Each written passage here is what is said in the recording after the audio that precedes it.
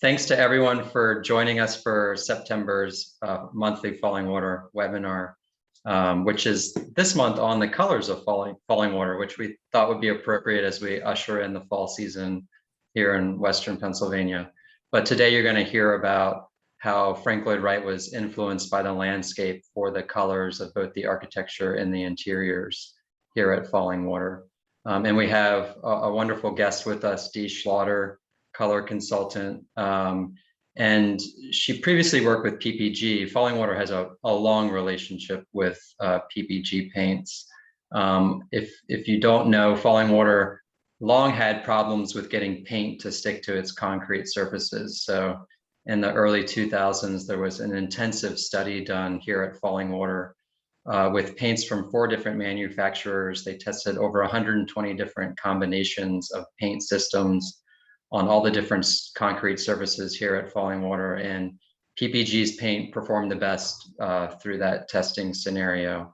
The paint system was first installed around 2006, 2007, and has continued to perform extremely well. So we might hear a little bit about that process here today, but mostly it's focusing on the inspiration and the colors that take their cues from the landscape. But I'll go ahead and introduce our speaker today, who we're honored to have with us, Dee Schlotter. After 29 years with PPG, she retired in 2020, Dee? Yes, end of 2020. Mm-hmm. To start her own consulting business in color, marketing, and biophilic design for the architectural segment. But at PPG, Dee worked in technical services and product marketing, bringing zero-VOC environmentally preferred products to market.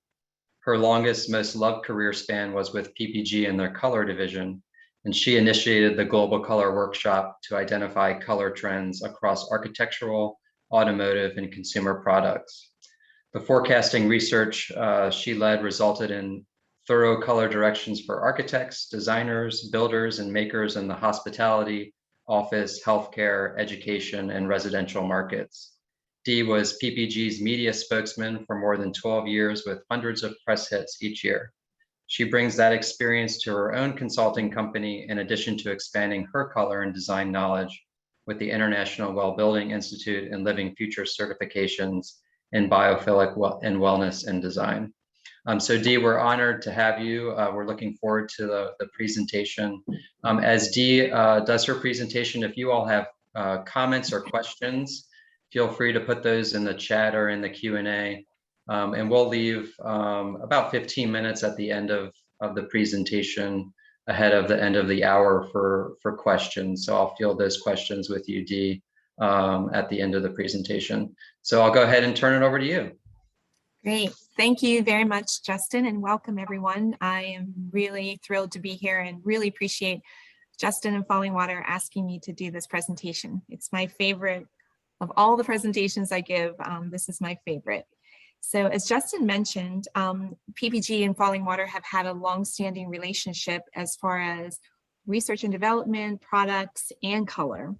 And I was in the color area, but I was also involved in a lot of that research training. And I remember the testing on some of the walls, on the interior and exterior, that we would come out and put little patches of paint onto the walls to see which system worked the best for that unusual atmosphere that Fallingwater has on its substrates. The color end of it too is that Fallingwater and Frank Lloyd Wright had a beautiful color palette that was inspired by nature and so many of the elements that he used to design Fallingwater. And at PPG, we did a lot of trending and forecasting for architects and designers across the world. We had 30 global stylists, 11 different countries, and looking at automotive, industrial, residential paint colors, and just identifying like what it is that makes the color bubble to the surface. Like what are those societal events that create cravings for certain colors at certain times, at a certain time in our lives, as well as what's happening in the world. But Fallingwater is so different, right? Because it's timeless, it's not trendy. Although right now I have to admit, like, it's very trendy because of all the biophilic design that's out there, all the wellness and design with the International Well Building Institute. But it's an entirely different animal because it stood the test of time from the 1930s until now as being recognized and looked at as inspiration for future design. So no matter what demographic you're in, no matter what society, what geography you're in, it doesn't matter. Like falling water gives you something design-wise from its very beginning, from its very start. So we're going to look at some of these philosophies that Frank Lloyd Wright had around nature and the five senses, and his understanding and love of nature to continuously blur that built environment to the natural environment, letting you live within and beside nature, not just on top of it. So we all know the story of, Frank Lloyd Wright building Fallingwater for the Kaufmans in Bear Run, Pennsylvania. It started in 1935 and finished in 1939. He is said to have created this building and the structure and the lines and everything literally the morning before the Kaufmans arrived. And he says he just shakes these buildings out of his sleeves, and all of this, the sweeping angles and the lines, and just really flowed fast and furious from Frank Lloyd Wright. And he even just, the name Fallingwater, he tacked on the bottom of his drawings just as an identifier for him. And it sure enough became the name of it forever. So the big decision that everyone talked about, of course, is that the Kaufmans thought that they wanted the house to face the waterfall so they could see it every day. But Frank Lloyd Wright decided that putting it on top of the waterfall created a whole different experience for the Kaufmans. I love this one quote that he says, "Waterfalls, like the stillness of a landscape, is heard." Like, how often are you hiking all by yourself or with, someone, and you get in the middle of wilderness and you don't hear anything, and it's so powerful. Well, he wanted the space around Fallingwater, the stillness of that landscape, but then the waterfall itself, for it to be heard every day. He thought it would be more experienced. And he said, I want you to live with the waterfall, for it to be an integral part of your lives, to live in its midst. And then of course you saw, all like the patios out, the structure was all cantilevered and stacked to reflect that look of an actual waterfall. So it's very natural coming out. And nature ruled. Like he decided, I'm not going to take out these boulders. I'm going to build around them. I'm not going to, cut down this tree. I'm going to adjust the steel beam to go around it. Like, he made a lot of those decisions to let nature be the one calling the shots here. So, Justin made a great quote where you feel falling water on your skin when you're there. I've been lucky enough to be involved with Fallingwater for almost 20 years. And every time I go at a different time of year for all different types of reasons. And you do feel falling water on your skin. You touch the stone, you see the views, you hear the creek, like every sense is engaged, and this enhances the experience completely because your five senses are engaged. And you don't get that all the time, right? When you're looking at a computer screen, you're not always fully engaged. Like, everything is the smell of falling water. And those non-visual cues were really important to Frank Lloyd Wright as well. Like, just to be able to have nature, not just seeing it, but touching it, feeling it, smelling it, and hearing it were cues that went all around the Fallingwater design and continue to impact you today.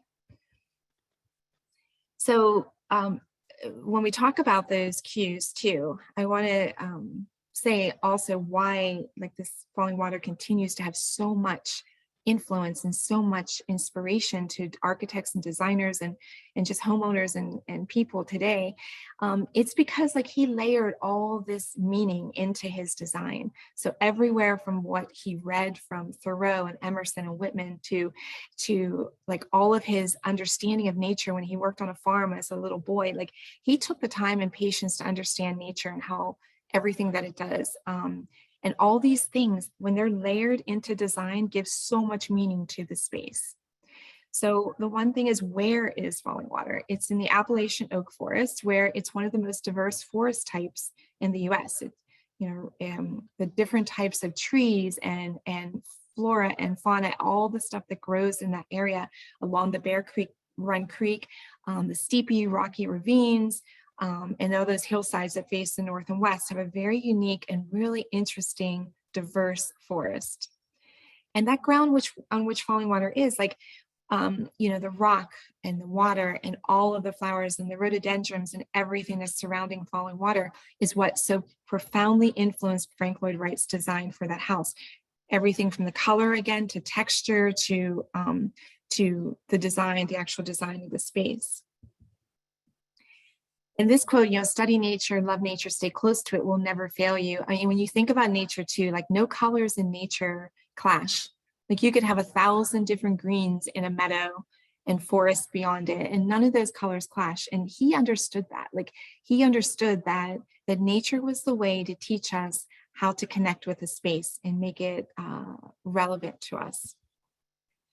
So Emerson was one of the authors. Like, Frank Lloyd Wright has said he never likes to say I have any influencers. He proclaimed himself as a genius himself. Like everything just came from him. But there were some heavy transcendental and nature authors around this time, and Emerson was one of them. And he said, a leaf, a drop, a crystal, a moment in time is related to the whole. Again, that whole piece of nature, like every piece of nature has a part to play in every other part of nature. That interconnectedness from every little thing to create these environments in nature is so amazing. And it enriches the lives of inhabitants. I'm not just saying people, but like trees and plants and everything. But it's consequently not necessary to see all the parts to understand the whole. So like to understand, like a tree that's dead is still providing nutrients to the soil below it. So there's a lot of this interconnectedness that you'll see as in all the examples of Frank Lloyd Wright whenever he chose the pieces and materials and how he designed the space. And then, as far as Walt Whitman too, is like every atom to me is good is available to you too. So the important things in life that are connecting are things that that we can enjoy, that everyone can enjoy, and everyone should enjoy. They are human basic needs. And then, of course, Thoreau. Thoreau is all about living intentionally, being self-sufficient, and to live within nature and beside it, and to not destroy it, like to become part of it. And that whole simplistic viewpoint came across a lot with Frank Lloyd Wright. So as we can see, like some of these areas, like the patios here, are all connected inside as well. So you got the inside outside, continuously blurring inside outside. So no matter where you are in the house, you are living with that day's climate, that day's temperature, that day's rain, whatever it is, you are part of it while you're staying in the home. So I love this line too, the beauty is in the moment of the transition. There's a lot of transitory places in Fallingwater that take you inside to outside, but provide some coverage, some protection. But wherever you are, you experience this indoor-outdoor connection. And Justin did this quote, which I love too. The house is all about compression and release, precariousness and stability, shelter and exposure. I'm sure many of you have been to Fallingwater and you walk out on the cantilevered patios, and it's a low wall there, and it feels like you could just tumble right over the edge, right into the waterfall, or into the creek. And that whole thing about having that precariousness, but then being safe and stable, shelter and exposure, that's what nature is all about, right? And so creating this space as this place where you can feel safe, but also there's a little bit of excitement because you're actually living, like you're living in the house, like it's causing you to live and be part of everything going on outside. There's no open front, there's no front of the house, like every angle brings you to a different area, like so there's all this openness no matter which way you look. And then of course the waterfall, like It's said that Mrs. Wright went swimming in the creek every day. Like if Fallingwater was put like facing the waterfall, would she have walked the whole path to go over there and go into the waterfall that way? I mean, imagine just walking into your living room and stepping down, a handful of steps and you're right in the waterfall. You're right experiencing it every single day. So that, again, that connection between nature and architecture. And then the elimination of the non-essential. I mean, we see this throughout all of Fallingwater. It makes you notice things when you give space around things. The more space you put around art and architecture, the more it's noticed, right? And it's said too here, like that not all or architectural ornament is to be neglected, even the root is superior. So we're not saying like, to create this, like nothingness, like even in the rudest of periods, but to look for beauty, because it's too much clutter and we see it in our lives all the time when we're on our computer and on our phones and we're cluttered. The second you see open space, it's like your body takes a breath of fresh air. And this is what it's all about, is having the beauty, looking for beauty, creating beauty first, and then going with the design. This is one of my favorite quotes. I know I keep saying it's one of my favorite quotes, but I have a lot of favorite quotes in here. But can you say, when your building is complete, that the landscape is more beautiful than it was before? And this should be like the top line of every type of architectural build for anything. Is the space that you're creating, whatever it is you're creating, are you making it even more beautiful than it was before? Or have you really destroyed the landscape? And this is something Frank Lloyd Wright felt very strongly about, even though Fallingwater was an expensive build for that time. That design should not be something solely attainable by the elite, but rather be available for everybody, designed for all. And that aesthetic pleasure taps into deep human instincts. And Virginia Postrel is also The Substance of Style. She talks all about that, of how we love beauty. And again, beauty doesn't, your definition of beauty can be anything from a daisy to something like a car. But that aesthetic, that deep aesthetic beauty, it taps into our human instincts, and it's something that we like and we love. And this is something that should be available to all, and we should be able to recognize it no matter what our lot in life is. And going back to that thing, did you make the architectural build? Did you, make the space even more beautiful because of your build, what you contributed to that? And that's what it is. Like, you look at the original vision of this, like the Kaufmans loved Bear Run Creek. They loved this whole area. And what drew them to the site, what charmed them, like what did they love? And like, take all those pieces and put them into the build. So build within it, build alongside it, do not disrupt the nature, and gather and collect from what's around you, because it will have more meaning and connection. And as we see the rocks here, that natural, uneven, random pattern of rock ledges, like it makes it so much more interesting and so much more real and so much more organic and connecting. And it just gives something to our overall physiology, our overall wellness, when we see something that's natural like this. Another great quote, like, no house should ever be on a hill or on anything. It should be of the hill, belonging to it. And the hill and the house should live happily together, and should be happy that, like, that hillside and that waterfall should be happy that Fallingwater is sitting on top of it. And I think it is. All right, so materials. So this is, it wasn't an easy painting system. It wasn't easy to find the one that worked the best on this, because this was definitely a challenging space and a challenging atmosphere around it, the whole climate around Fallingwater. But buildings must be left out in the rain. And so, I mean, Frank Lloyd Wright said this, and yes, yeah, it's true. It should be durable and it should last forever. But these cantilevered flat surfaces that water ponds on is really tough for painting systems to adhere to and to not peel. So all these horizontal surfaces, and with the rain and the moisture in the forest there, it's absolutely an effect on the painting systems.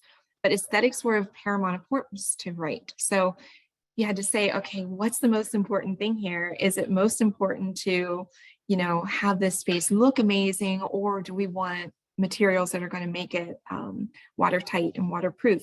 But aesthetics always ruled this. So there was a lot of algae and mold, alkali resistance and burn efflorescence, just from the concrete and everything, like it comes off as a natural release of concrete is efflorescence.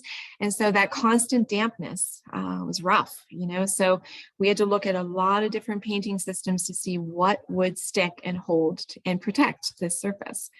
And even in the inside, we found it was very difficult because of all the moisture outside to keep a painting system that would work. So we did a lot of testing. We tested down the servants' quarters, different. And what we came up with was first an elastomeric, so that helps go on concrete and helps to seal it. Then an alkali resistant primer that helps with the efflorescence, which is that, give off of the concrete. And then a rust inhibitive primer was actually used on most of the metal and any of the window framing. And then 2 coats of 100% acrylic, flat and eggshell and semi-gloss sheens. So that was the system that we worked in. There was over 116 painting systems that we tried. PPG worked really closely. And like I said, we were out there a lot doing it. And this is the one that worked. The glass too is PPG, and it was replaced in the year 2000 to stay true to Wright's vision of the uninterrupted views of nature. So it was very specialized glass formed for this. And then it shows the metal too, with the high levels of moisture, we had to use that rust inhibitive primer. So these are just good little tricks too, like if you have projects in the field or if you have a project at home that needs something really specific, that's where PPG has every single product possible to go on any substrate that can help with your project. The stones, so we talked about the outside stones and being random and looking like a rock mountain, but the stones on the living room floor were quarried all from the home site. So again, this gives meaning because these all came from the area around it. So you can walk outside of Fallingwater and see stones just like this. And they made the stones, the coating they put on top of the stones was made to look wet, to mimic the waterfall rocks. And that irregular nature of walking on rocks with your feet. So it's not a smooth floor, right? So you engage your body again, like you engage your senses to say, oh, I'm walking on an uneven surface. And it feels like you're, walking actually on nature. The plywood itself was a North Carolina black walnut veneer. And that veneer actually created a resistance to warping. Again, we had to be super careful with that because of all the moisture. And the cushions are filled with a special material that's like a liquid latex honeycomb material to provide durability, but also ventilation. And again, because of the moisture. The swimming pool, as you probably guys all know, this was a compromise. Frank Lloyd Wright did not want to do a swimming pool, but the Kaufmans really wanted one. So he provided one, but he said it had to be untreated, unheated, and filled with only spring water pool that could drain into the creek at any time. So no chemicals at all. All right, so now the colors of Fallingwater. So this is a palette that we worked on with the Western Pennsylvania Conservancy back in the year 2000 to identify and to authenticate the colors that were specified with by Frank Lloyd Wright. So the first one you see there, we'll go to the next page, but I did want to say like Linda Wagner, who was with Fallingwater, she did the quote for us. She said, color was very important in conveying Wright's aesthetic of organic architecture as a unified whole. And as you can see, when you go through these colors and everything he picked from the outside color of the exterior to the window frames, everything had meaning. Every single color had a meaning and a connection to outside or to the materials that were being used to create this. So this is Fallingwater Red. It was formerly known as Cherokee Red. It was Frank Lloyd Wright's favorite color and one that most people will recognize. We changed Cherokee Red, was changed last year to Fallingwater Red. It is the coating and the color that goes on all metal and ironwork. in Falling Water. He used this because it represented the color of fire and iron whenever it was being melted. So for all that, like it just represented that specific color, and it also he really loved the Native American culture, and Cherokee Red, though the name itself was appropriated that culture, and that's why we decided to change the name formally to Falling Water Red.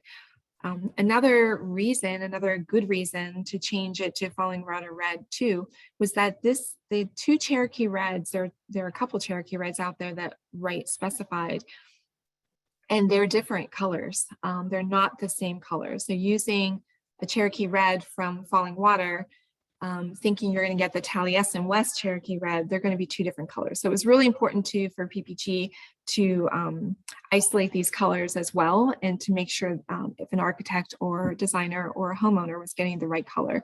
So this is the actual color that's used on Falling Water, and it's used on the metal sashes, railings, shelves, and other ironwork, as you can see right here. And with those amazing windows that just open out without seams, no disruption to the outside, real connection there. And you can see it again on all of those surfaces. And this is what we use the rust inhibited primer on, and then the 2 coats of 100% acrylic paint. And so this is the Taliesin Red, Taliesin West Red. So you can see it's a little more orange than the Falling Water Red. So there is a difference there. And he used it on more than just metal and iron. It was used on the stairs too, into Taliesin West. The exterior color is called Covered Wagon. It is the PPG. The color is called Covered Wagon. Wright wanted to use a gold flake finish, and the Kaufmans thought it was going to be too garish, too shiny and everything. But his reasoning, he had a lot of influences from Japanese architecture and design, but also that the fact that the gold leaf would actually mimic liquid. So in certain lights, it would actually look like the exteriors would flow almost. So it was really a neat idea. Like when I first heard the gold leaf, I was like, oh, that's too much. That's too shiny. But it actually ended up being, where it might like shift and be more liquid looking. So then he decided, he needed a paint color. And so one of his favorite colors is when the rhododendrons die in the fall, and how they turn this like almost creamy beige, dusty color. And it also reflected really well in the environment, that it didn't stand out too much.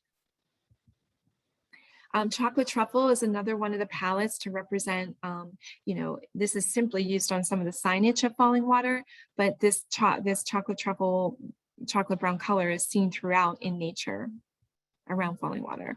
The mountain forest is also on the rhododendrons when they're alive. The leaves are super beautiful, and they're this super saturated green, lots of energy in this green color. The lava gray is the color on the screens at Falling Water. And this is just very subtle, and it's a color that does not distract when you look through. The screens are super light, and that gray just helps to get the focus outside, not on the screens themselves. Grapevine is another color. It's the moss colored bottom of tree trunks. And this color is used, you'll see in a couple of different areas, but it's mostly just color of nature. Keep in mind, like these 13 colors that we identified as the Falling Water palette are not always reflected on materials or substrates within Falling Water, because part of the palette that he selected was the outdoor views. So what you're seeing at Falling Water, and the trunks of trees and the leaves and the rhododendrons and the stream, all those colors became part of the palette, because that was part of his vision and part of the color palette of the entire project. So these timeless neutrals were also put there. So we use them as paint colors, but we're referring to them as colors that we see in the stone that were used on Falling Water and are seen throughout. The blue lava is to represent the stream, and we see this on materials like the bedding. and red gumball. So this is a color that was just brought in. There's some flowers that bloom within the Fallingwater site that have some of this red in it, but mostly that they wanted, he wanted one color that was a little brighter than the Fallingwater red, the Cherokee red. He wanted a brighter, punchier red, just to add some accents to all the gray and add some energy. And red is a very energetic color. So if you see, the one interesting part with Frank Lloyd Wright, oh, there's so many, right? But the one interesting part is that he always amazingly did these little micro palettes that were just amazing. Like so the neutrals that he picked for the materials, and then he layered on these colors for the materials, for the bedding, for the cushions, for everything. And these little micro palettes were like found throughout the house, very specifically organized to always work together and not look like they didn't belong. So they were always organic colors that were used. And as you can see here, the lion's mane, chocolate truffle again, and the red gumball colors that were used for the space. The cushions here, again, to add some energy, that yellow is the happiest color in like all the colors. And so this color added a lot of energy. And then more around those little micro palettes. So the nice thing about this little PPG palette of colors is that you can work with these colors and take a lot of these colors and take 3 or 2 of those colors and work them in a room, and you'll be sure that they all work beautifully together. And you can see throughout some of these little palettes. And this is the color card from Fallingwater, for Fallingwater from PPG. And these again are all authenticated colors. They are all colors that are available in 8x8 swatches from ppgpaints.com for free. You can get them and bring some Fallingwater into your own home. So I think I still have, am I good with time? Because I have a couple more slides. I think so. Yeah, Dee, you're doing great on time. Okay, great. So I wanted to show you like how Fallingwater influences today's designs, and you probably have seen these, and if not, you should take a look at them because they're on the Fallingwater property. But these are high meadow, it's called high meadow, and they're little, almost like pods, but they're great spaces for architects and for art students that come onto the Fallingwater property to do seminars and workshops here, and they're able to stay here. And what I love, what Linda Wagner said, is when they created this space here, they did it all without a heavy hand. So they put the high meadow areas onto steel rods there so that they didn't impact the ground. Everything again is subtle, like it just looks like it belongs there in that meadow. All the materials are beautiful. So you have, again, a lot of the materials and colors that are used at Fallingwater were used on high meadow. So you have cedar stained planks that were stained shale gray to mimic Pennsylvania slate. You have the wool blankets that are there with the red gumball and the horizontal pine screens, and everything was really done in a way to be extremely natural and to fit with the Fallingwater vision. And so you can see these spaces just very simple, and everything's about like connecting to the outdoors right there. And so, as we talked at the beginning, Fallingwater was done in the 1930s, and it still has so much relevance and so much ability to teach architects and designers and homeowners today about their spaces, and connecting to have that interconnectedness to nature with every piece of design and everything you have. When you look at biophilia, so E.O. Wilson coined biophilia in 1984, and he says humans love of humans love of living things. So it's our affinity to nature as a biological human need. and it adds to our quality of life. But the average American spends 93% of their times indoors. And, you know, with COVID, we know that even more, but look at what happened with COVID and how many people got out in nature. There's something super powerful about nature. There's so much studies going on that, you know, if a hospital room is facing a natural setting, you can give up to 30% less pain medication. There's been studies of taking children that have ADHD and autistic children into forests with their books to read or their math problems to solve, that their attention level goes up so much. So there's so much information here that's happening in this field of design that I think is going to really make a positive impact on every architectural segment out there.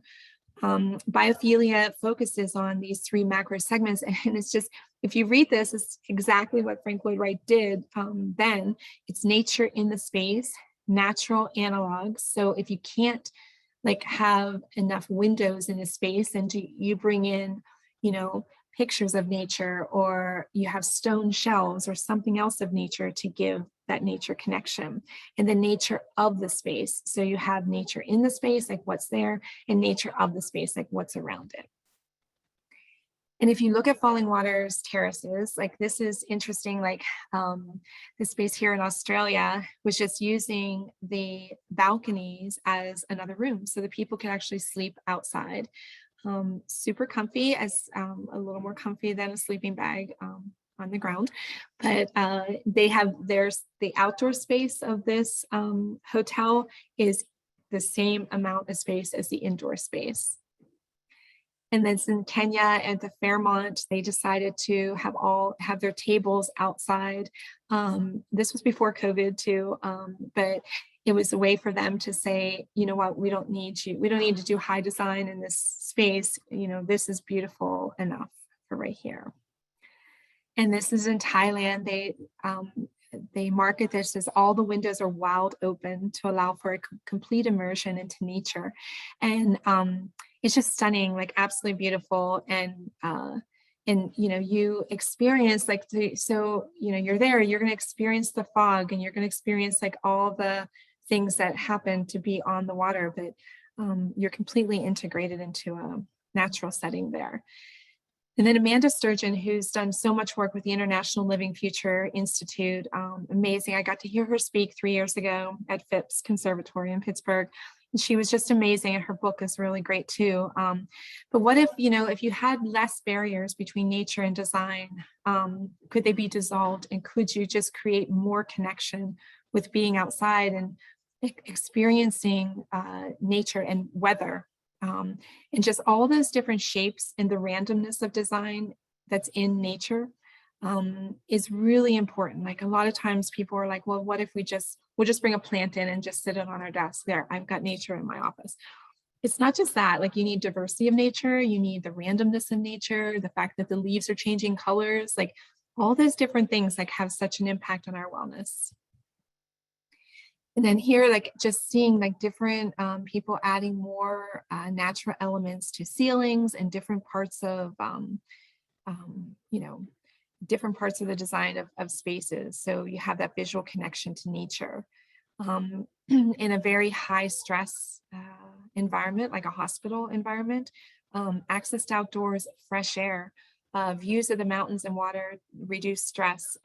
Just so, like the Denver airport right now is actually going through this huge renovation where they're putting all these outdoor patios for people that are waiting for their flights. They can actually go sit outside for a while instead of always being indoors. And then this is a really neat little place that has just a lot of connection to being outside. So you get the balconies, you get just some interesting materials that feel very organic and very natural. And just, you know, having boulders and trees and other things to create that natural setting. So I'll just leave you guys with this quote, but study nature, love nature, stay close to nature. It will never fail you. And I think that's what Frank Lloyd Wright helped to teach us back then and continues to teach us all the time with Fallingwater. So thank you. That was wonderful, Dee. I think it's so important to continue to convey how contemporary Fallingwater still is and how relevant it still is to design and architecture today. And I think you certainly did a wonderful job placing all of that inspiration into a contemporary context. So thanks so much for that. Sure. And I loved your idea of these micro palettes. Yeah. So you can kind of pick and choose whatever colors you like from the falling watercolors and place them in your own space, and they'll work together and be harmonious, which I just love, because the design as a whole is harmonious. So yeah, really, really wonderful. We had some great questions. I think one that repeated quite a bit was, well, are these colors only used at Fallingwater, or can I get these colors for myself? So I know you know the answer to that one. I do. You absolutely can get all those colors for yourself on ppgpaints.com.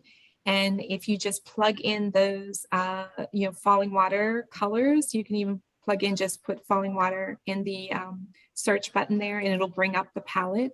And you can order 8x8, like 8-inch by 8-inch samples for free, whether you're an architect, designer, or homeowner. And it's great because that's the best way to try the color, is in your own space, like with a large sample like that. And you can get any of those colors that I mentioned, as well as the whole palette for PPG, but those are the Fallingwater colors, and you can get those. And then any PPG paint store can tint it into any product you want. Great. Another question that came up was about how you all determined the colors, or how did you match them to the colors that existed in the architecture? And I know here at Fallingwater, back in, geez, it was probably in the mid-90s, there was a historic color analysis done with Frank Welsh, who's a paint conservator, and he actually, went in and gathered historic paint samples from all the different surfaces of Fallingwater to actually get the pigment history of the colors on the different surfaces. And then of course those paint samples can then be matched to color cards. But in your process, I know you're matching not just the architectural surfaces, but also things that you found in the landscape and in the interiors. So what was your process in doing that color matching? Yeah, we worked really closely with the Conservancy at the time, and spent a lot of time out at Fallingwater. So the easy ones were the ones on the surface, so we had all that information from Frank Welsh, but then we also, we matched the color when we were like right at Fallingwater too, like looking at all the surfaces, because sometimes even a specified color, obviously, when it's on a surface, can look different in different light. So we wanted to be sure that it was all matching correctly, from the inside color to the outside color to the Fallingwater red. So we did a lot of measurement of the color when we were there. And then we would tint it into a little pint size thing and brush it out, and then bring it out and take a look and see if it matches again, and make sure that it really matched.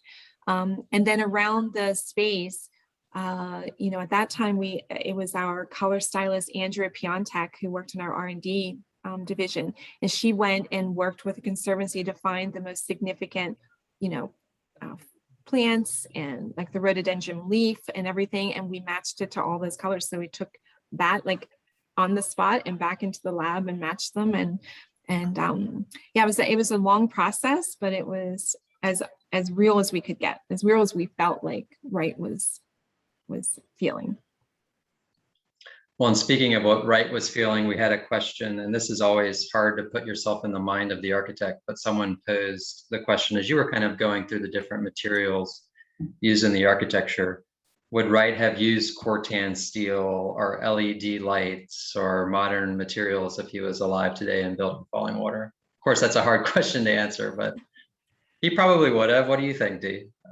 I mean, I'm going to agree with you, Justin, because I mean, LEDs are helping to save, electricity and doing things that are helping the environment. So I would think that he would. I think he would be really worried about especially the LED lights that cast the blue light. Like he would be irritated about that. Like he'd be like, oh, this can't work. You got to find me a new LED light that's like Well, he'd be warmer. leading the way to finding the natural light LED light, right? Exactly, Yeah, exactly. exactly. Well, you've had visitors from Mexico, Brazil, all over the world, and someone from Japan today asked, is it true that Frank Lloyd Wright at one point wanted to cover the entire exterior of the concrete at Fallingwater with gold leaf?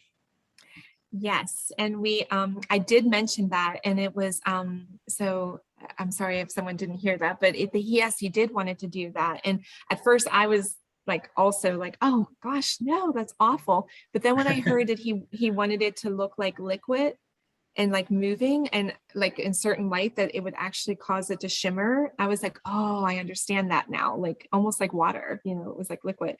But that would have, yeah, and the Kaufmans were like, it wasn't even just that it was garish, but that it was way too expensive Yeah, way too. too expensive. So Um, an interesting question, does PPG have a stain line? And if so, are the wood stain colors that are like the black walnut in the house available to consumers? we do have stain. We do have interior and exterior stain, and the stain colors that are in Fallingwater and the Rotunda when you first walk up, those are our PPG stain colors. And we have a full line at Home Depot. So you can get them at Home Depot or our PPG paint stores. Nice. Here's someone that chimed in and said they were from the London, UK. So really international audience today. Yeah. That's great. I love that you covered biophilic design. Kind of, if you look back at Frank Lloyd Wright, you could in many ways think of him as like the grandfather of the green and sustainable movement. And I know that's an interest of yours. And has there been any practical application that you've done yourself of what you learned at Fallingwater for a architect or designer? I feel like it has such, I just feel like super humbled that I was able to work on Fallingwater during my career, like because like I said, I was out there at every season of the year too, like, so I got to see it like in all different areas. So I feel like it's like a part of me, like in some ways that, I'm always telling people with their projects, make sure like which way the windows are facing, and bringing so much like green into their spaces, like especially people going back to work. Two projects I worked on was, and I know it sounds minimal because we were just talking about just putting plants like on people's desks, but like, this one company was bringing over 100 people back to the office after COVID. And we actually did, communal desks, but we had plants going the entire way. Like, so it was a, really long, like 25-foot long table that people could come and go and work, like, and spread out. But we did indoor plants like the whole way along there, and just got some plant lights and things like that to help keep them going. But what we saw too is like we put little cards there to say how to take care of the plants, like, water once a week, or spray them with this, and have the employees like actually engaging with taking care of the plants too.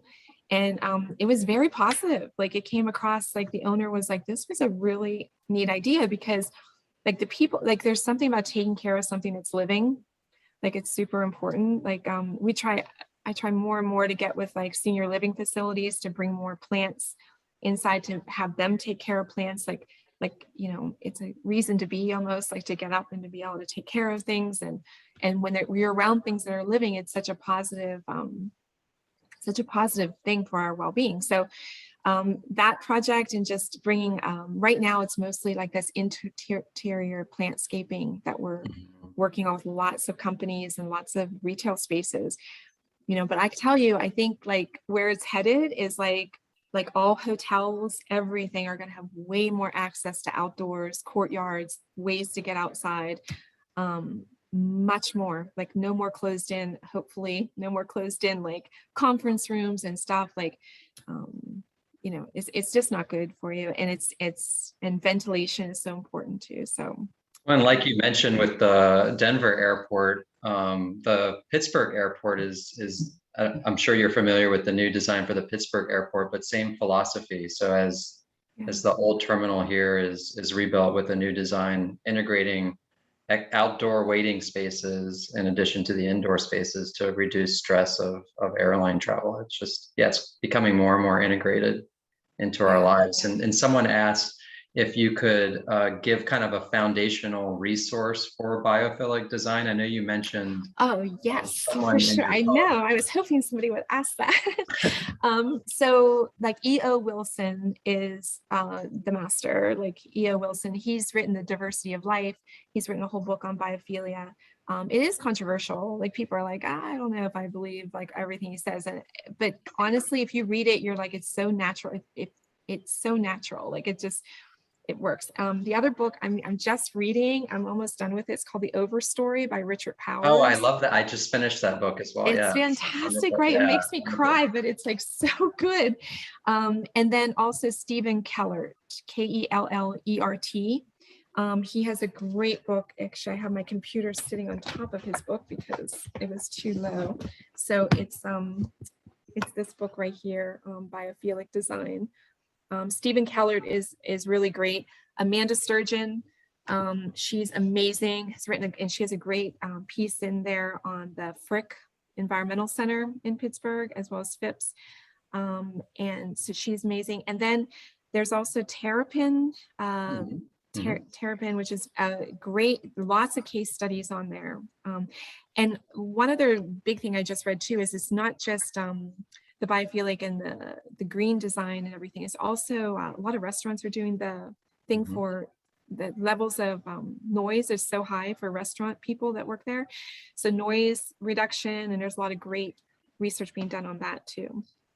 I noticed on the cover of that biophilic design book is a Frank Lloyd Wright Apprentice's Chapel, Bay Jones. Yes, yes, you're right. You're right.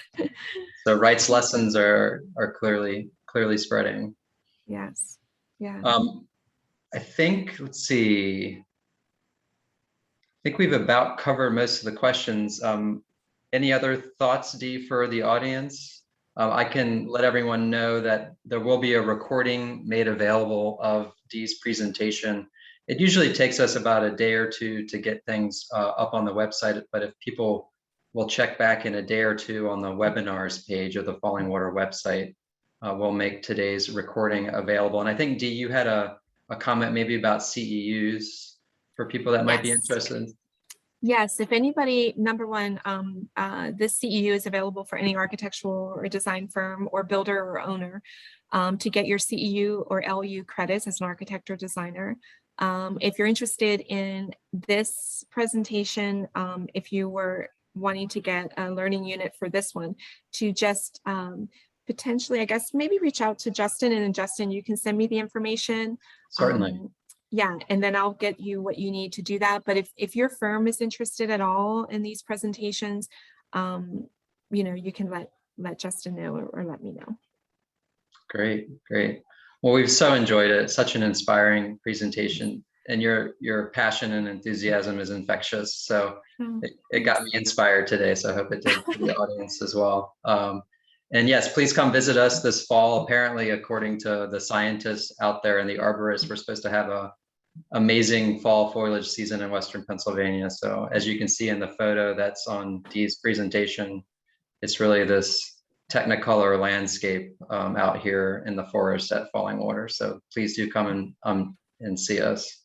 So thanks again, Dee. We really appreciate you, and thanks to the longstanding relationship with PPG as well. Thanks, Justin, very much. I loved it. Thanks, everyone.